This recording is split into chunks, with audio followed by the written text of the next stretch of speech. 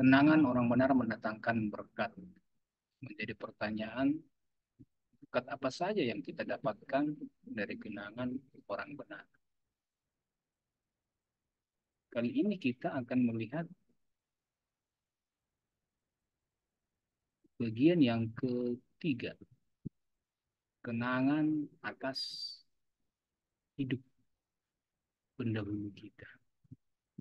Kita dapat berkat dari cara hidup pendahulu kita. Kita bacalah Filipi pasal 3 ayat 17. Saudara-saudara, ikutilah teladan dan perhatikanlah mereka yang hidup sama seperti kami yang menjadi teladan. Saya ulangi, saudara-saudara, ikutilah teladanku dan perhatikanlah mereka yang hidup sama seperti kami yang menjadi teladan. Haleluya. Perhatikan yang saya tandai merah. Ikutilah, perhatikanlah apa yang saya ikuti, apa yang saya perhatikan. Teladan hidup. Ini tulisan Paulus kepada jemaat di Filipi. Kita ikuti sejarahnya. Ini surat Filipi adalah salah satu surat penjara. Paulus sedang terpenjara. Terpenjara bukan karena dia mencuri, merampok, atau melakukan kejahatan. Dia terpenjara justru karena setelah dia bertobat, dia menjadi orang Kristen. Malahan dia terpenjara. Karena memberitakan tentang Yesus Kristus, Tuhan Juru Selamat. Dia terpenjara. Tapi dia tidak membela dirinya dalam pengertian. Akhirnya dia jadi meninggalkan Tuhan, menyalahkan Tuhan. Tidak. Malahan dia rela. Dan dia berkata kepada jemaat yang dia tulisi suratnya itu. Perhatikanlah teladan juga orang di luar sana, hamba-hamba Tuhan lain, para rasul, yang juga menjadi teladan. Demikianlah juga sebenarnya Bapak Ibu Saudara sekalian. Sebenarnya kita ini dapat banyak belajar dari hidup para pendahulu kita. Mereka itu teladan kita. Ada yang berkata begini, Pak, bukankah teladan kita adalah Kristus? Betul, Kristus adalah teladan utama. Kristus yang dicatat hidupnya waktu menjadi manusia dalam Injil. Betul, itulah teladan utama. Tetapi jangan abaikan bahwa engkau punya orang-orang lain di sekitarmu yang bisa kamu lihat secara langsung. Jangan abaikan bahwa engkau punya papa mama, engkau punya guru, engkau punya orang-orang lain di sekitarmu. Jangan abaikan. Sama seperti kita tidak mengabaikan rasul-rasul setelah Kristus. Sama seperti kita tidak mengabaikan tokoh-tokoh lain di samping para rasul. Yang nyata-nyata hidupnya dapat menjadi teladan.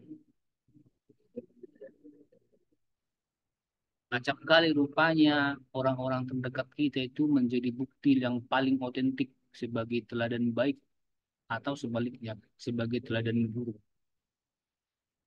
Masuklah pendahulu kita yang mungkin kita kenal. Biarlah itu menjadi teladan bagi kita. Perhatikanlah hidupnya. Kalau dia pernah punya salah, jangan diikuti salahnya.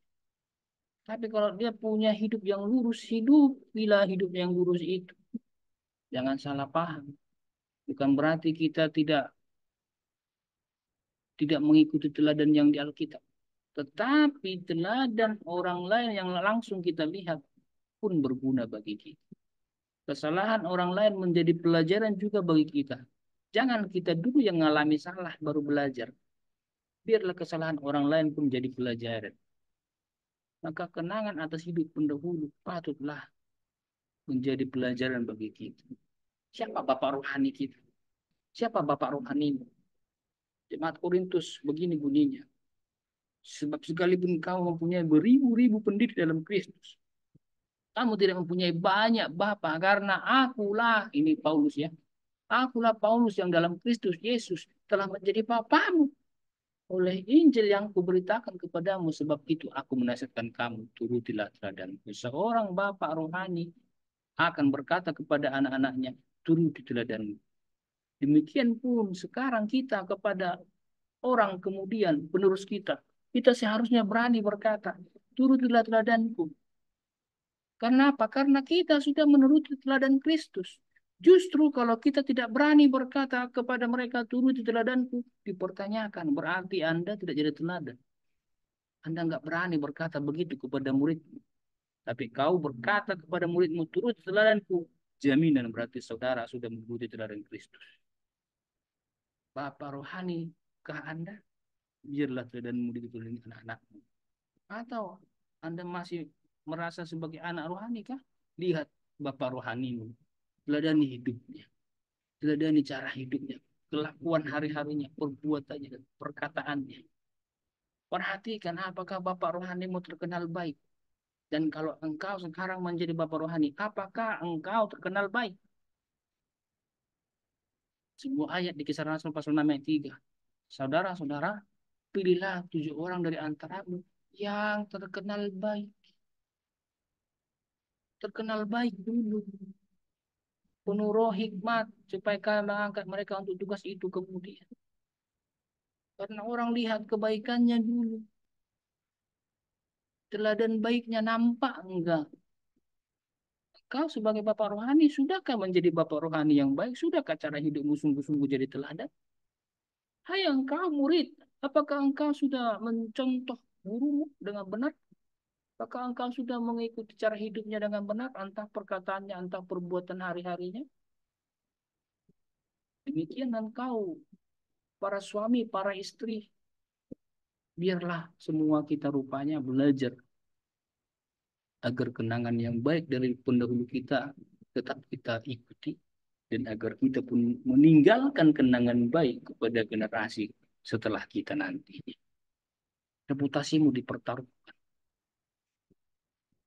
apalagi engkau hamba-hamba Tuhan, karena engkau tidak hanya berbicara atas dirimu, melainkan juga atas firman. Nama Yesus engkau bawa. Apakah nama Yesus kau muliakan atau engkau permalukan? 1 Timotius pasal 3 ayat 7. Hendaklah mempunyai nama baik juga di luar jemaat. Agar jangan ia digugat orang dan jatuh ke dalam jerat iblis. Jangan sampai ada celah sekecil apapun yang bisa membuat nama Tuhan dipermalukan padahal engkau yang bersalah. Jangan ada sedikit pun celah kecil yang membuat nama jemaat Tuhan dipermalukan padahal oknum engkau yang berdosa. Nama baik, reputasi memang bukan segalanya. Tapi engkau punya reputasi, engkau punya nama baik, itu dikenang orang. Ingatan orang itu akan panjang. Maka biarlah kenangan atas hidup pendahulu kita jadi berkat bagi kita. Perhatikan yang baik yang sudah dilakukan pendahulu kita itu. Lakukanlah itu. Dan seterusnya. Perbuatlah itu juga.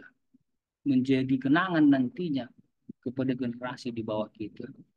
Puji Tuhan. Demikianlah renungan kita tentang kenangan orang benar mendatangkan berkat.